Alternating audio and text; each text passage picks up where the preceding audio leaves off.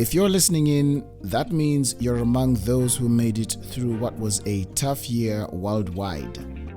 The economies in our respective countries have struggled. We've had to deal with incredibly heavy challenges on all fronts of life, and it's felt hopeless for the most part for many of us. On today's episode, I want to ask a question and think through the answer with you, and it's this: despite the reality, what if you win? You're listening to the Soul Fire Inspiration Podcast. My name is Webby, and I put out content to encourage and inspire you to live intentionally and purposefully. So, karibu sana.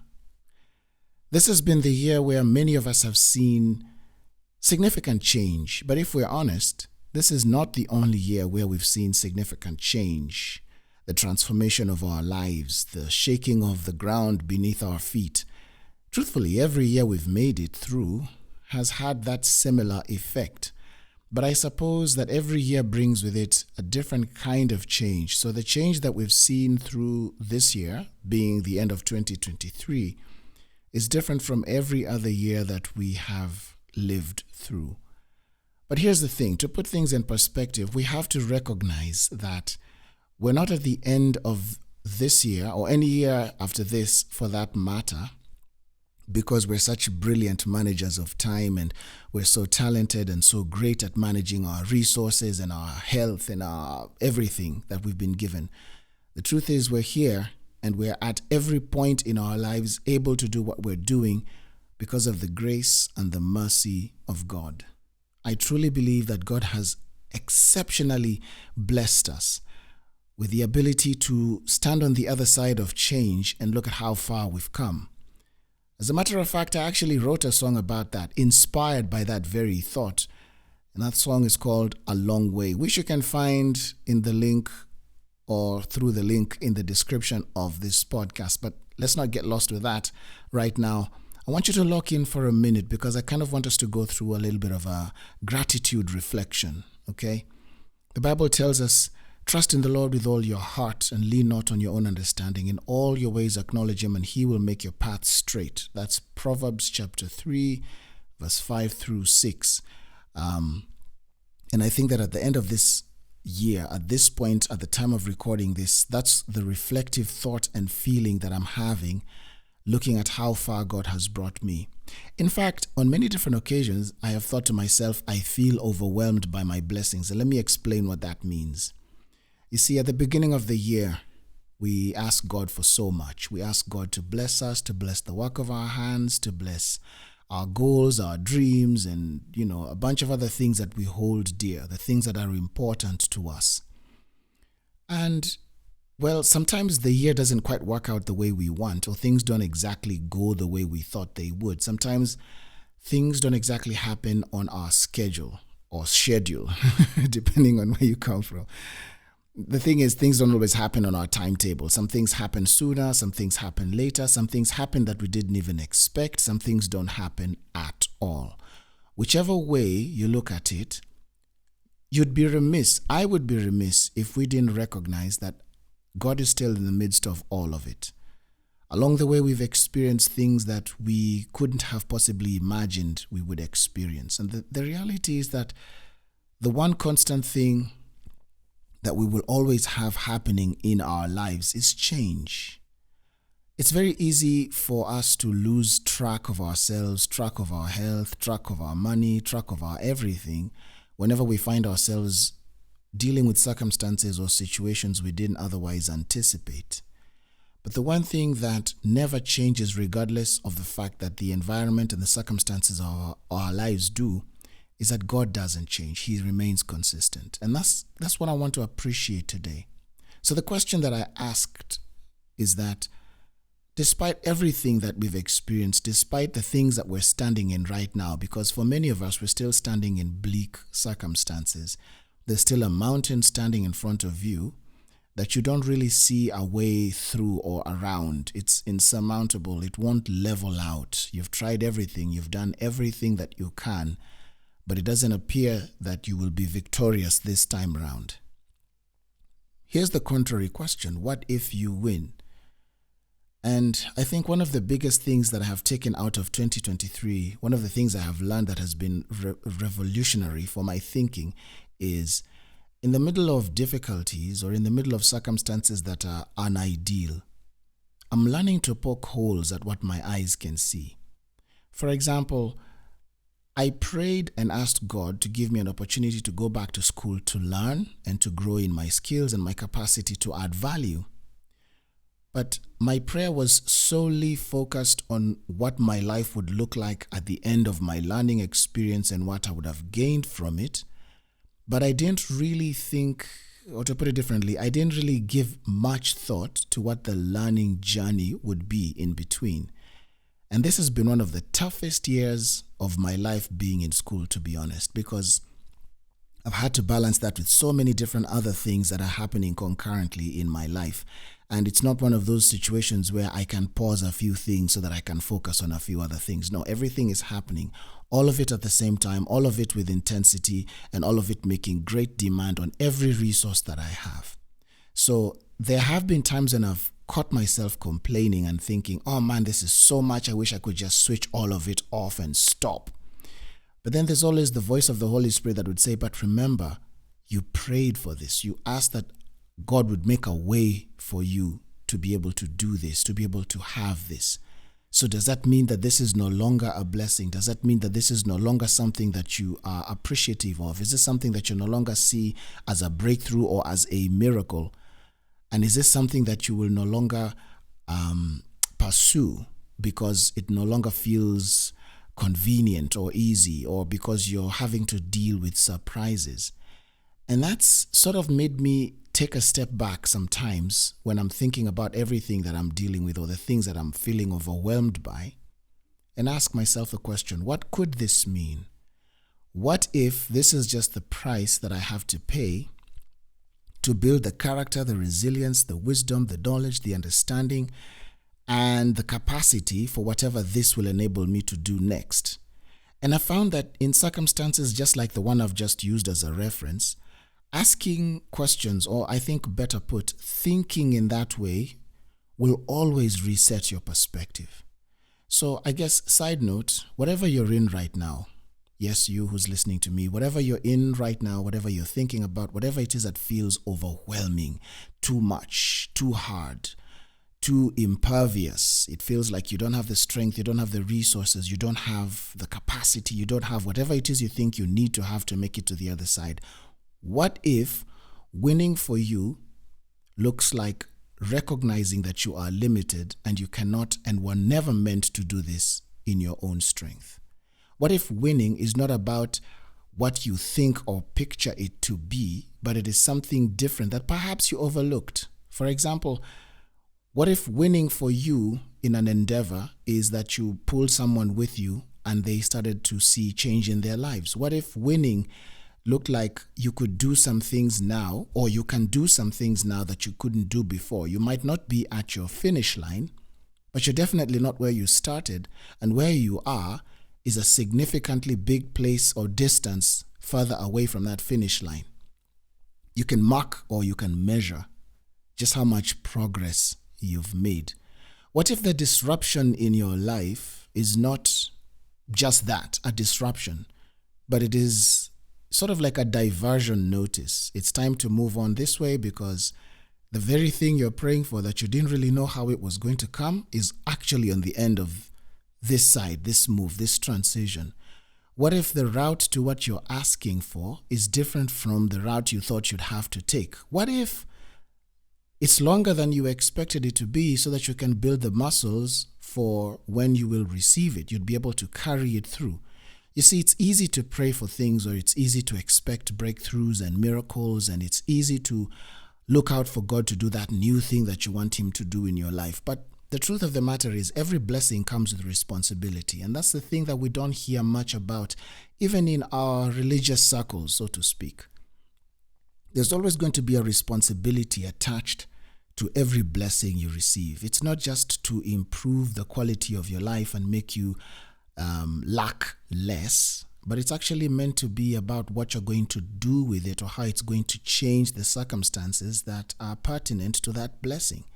You see, If you're praying for a new car, chances are that when that new car comes, it's going to require more gas money every month. It's going to require a higher insurance premium rate every year. And you're probably going to have to make some adjustments based on how you ideally would manage owning a vehicle. If you're praying for a house, that's going to come with expenses.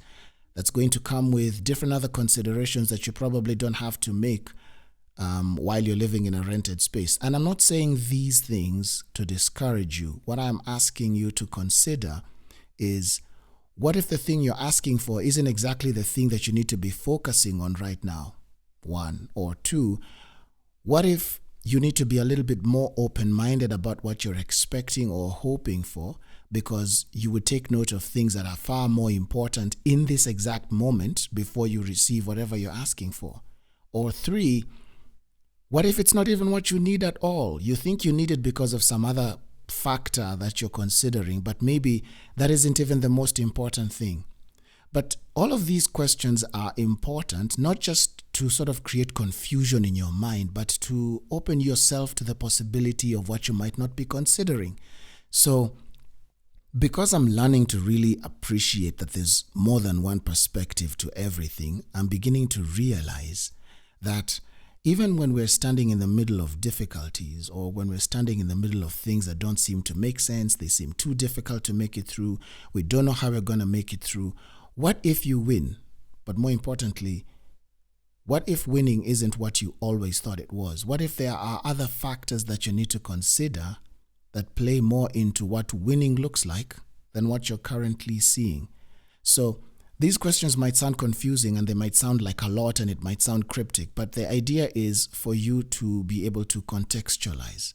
You have to see how it works in your space. Every one of us is on the same ocean, but we're definitely not in the same boat. So I'm considering those things within the context of my experiences, for instance. And I'm hoping that this provokes your thoughts and your thought process to consider how that looks like in your context. What if, as a parent, winning isn't that your children never make mistakes, but that they learn to be open about the process of learning as they grow up? You see, you always have to remember that as a parent, you've had many years of experience, and you've had many years to learn from some of the experiences, the mistakes, the occurrences of your life. And they haven't had that yet, which is why you're the one guiding and teaching and passing along the wisdom that you've accumulated from all the things that you've had the privilege of experiencing, you know? What if at your company, winning isn't you necessarily getting the promotion, but it's becoming more efficient? You know, of course, we want to be promoted, we want to move on up because there's a nice little paycheck attached to that. What if that isn't even the most important thing? What if it's learning a better way, more efficient way to manage the resources you get from the work that you're doing? What if winning looks like doing one small thing every single day that will ultimately culminate into an improved quality of your life, or will bring you that much closer to the goals you're trying to achieve? And speaking of goals, what if winning doesn't look like New Year's resolutions, but SMART goals? So, specific, measurable, attainable, realistic, and time-bound. What if the approach this time round is not telling yourself the number of things you're no longer going to do? And what if it's about the things you actually need to start doing? And it's not about keeping it, or rather holding a tab against yourself to say, I must have done this by this time, but that you're making progress and you can be able to measure that progress. What if, and this is now from a relational perspective, what if winning looks like accepting that you might be the toxic person? It's not everybody who's toxic and that you have to cut out. You know how we say this, post it on social media, I'm cutting toxic people out of my life.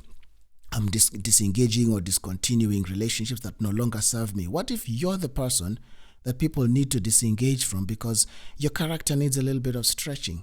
What if you had the humility to accept that you don't know the answers to everything and that you don't got it, quote unquote? What if winning looks like recognizing that you've been trying to lift a load that's much heavier than your ability to carry it, and you might need to sort of put that load down or break it down into pieces that you can manage, whatever that looks like for you? What if winning looks like repairing a relationship by acknowledging that you were wrong and you needed to make amends, and you actually begin to make those amends? What if it means restoring a relationship that should never have been broken, that broke perhaps because of pride, Winning isn't always just about benefit or about things happening for you that are advantageous. What if winning also looks like you doing that for someone? We live in a world and a time today where it's all about us, our happiness, our benefits, our advantage, our progress, our achievements, our ability to show how great we are or how clever we are, our ability to accumulate and our ability to position ourselves and so on and so forth. But what if winning is not necessarily holding all of that? Besides, you only have two hands and there's so many things to aspire to. What if winning is about less aspiration and more contentment?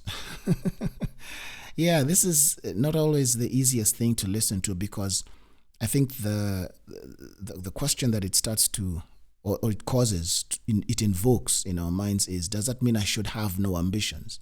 Does it mean I should not aspire to things? Does it mean I should not want more? Does it mean that I should, or I would consider does it mean that I'm considering myself, or I'm thinking a little too highly of less important things? I mean, whatever the question is, I'm not saying that none of those things should be part of your life. I'm not saying don't aim for higher. I'm not saying don't aim for more. I'm not saying don't try to acquire more than you have now. But what if we change the perspective to look more inwards or more around you and recognize what you have already? Contentment, which I mentioned moments ago. What if winning is being able to say, hey, I really want this, but if I don't get it, I'll be fine still because I still have so much. And if I worked my way through the so much that I have right now, I think it might actually lead me to where I'm trying to go. What if winning looks like that? So once again, and as I bring this to a close, what if you win? And this is not some prosperity gospel as you've seen by now. This is not some name it and claim it. No, there's process. What if winning is about you submitting to the process of your life and accepting that if it comes too quick, it'll leave too quick, or it'll come and it'll crush you because you'll not be ready for it? What if winning is doing the time and not comparing yourself to other people who seem to be getting theirs before you? You see, again, it's also very small-minded to expect yourself to have the same outcome as other people, because the reality is no one's traveling the exact same journey. And again, there are some people who are getting theirs now, but what you don't see is that they spent 20, 15, 30 years preparing the ground for what you think happened overnight. And that's the truth. Overnight success is usually many years of preparation and conditioning. As an artist, as someone who plays an instrument and sings, I can tell you, for those of you that have continued to support my music and you tell me that I'm a great artist, I really appreciate all of your kind feedback and all of your words of encouragement. But the reality is, it's been 20 years, a little bit more than that, I think, getting to this moment where you could say that. For my creativity to be able to add value to you, it's taken me, actually, if I look at it cumulatively, it's been 29 years at this point. 29 years of building to become this person. I literally grew into it. There are some things that don't happen immediately because you have to grow into the version of yourself that can affect at a certain level. So what if winning looks like submitting to whatever your process is? Again, it's not a very sexy thing to talk about or hear, because like I said a few moments ago, we live in a world where we want for ourselves, and what I didn't say was we want it now. I still struggle with that, to be honest. There's still some things I look at and I think about and I'm like, I want this now because I feel like I deserve it, and I feel like I've worked really hard to get to where I'm at, and I think I should have what I want to have because, what else is there? Why else shouldn't I get it? But I'm always being convicted, and I think I want to share that same conviction with you. What if winning is taking it slower? Well, as you're listening to this, I'm hoping that you're, introspecting and taking it into your space to see how to apply it. In the meantime, I have some resources to encourage you. As you go into a new year, I have a new ebook out called the Let the Light In devotion. It's a 5-day devotion that I'd like you to get. There's a link in the description of wherever you're listening to this podcast. Please go download that devotional. And I'd like you to commit 5 days of your new year, even if those 5 days will be in February, and just read through each day and work through the principles, the spiritual principles that are in there that are meant to help shift your perspective to see things differently, perhaps, from how you've always seen them. But not just to shift your perspective from a motivational or self-help perspective, but from a spiritual one. So there's scripture in there. There's a lot of thoughts that I've shared that would hopefully add to your reading experience. And I've also attached some additional links to resources that can help. This devotional was inspired by the EP Let the Light In, which if you haven't heard, I would encourage you to listen to. But also the link to that EP is in the devotional. So you'll get to read and, mull over the things that are in that devotion, but you'll get to listen to the music as well, and it'll make for a really well-rounded experience. It's always a pleasure to be able to create content that inspires and encourages you, but the whole point is so that your life can be more of what it's meant to be and less of what it used to be. Because ideally, that is God's intent for all of us. So as I leave you, I'd like to encourage you to continue to grow, to continue to accept what it is that God sends your way, even if it looks less than what you expected it to be, but understanding that it will be exactly what you need for you to become the version of yourself that walks into the freedom of who you are supposed to become. Wherever you are, wherever you're found, my continuous encouragement to you is be love. I'll catch you on the next one. Peace.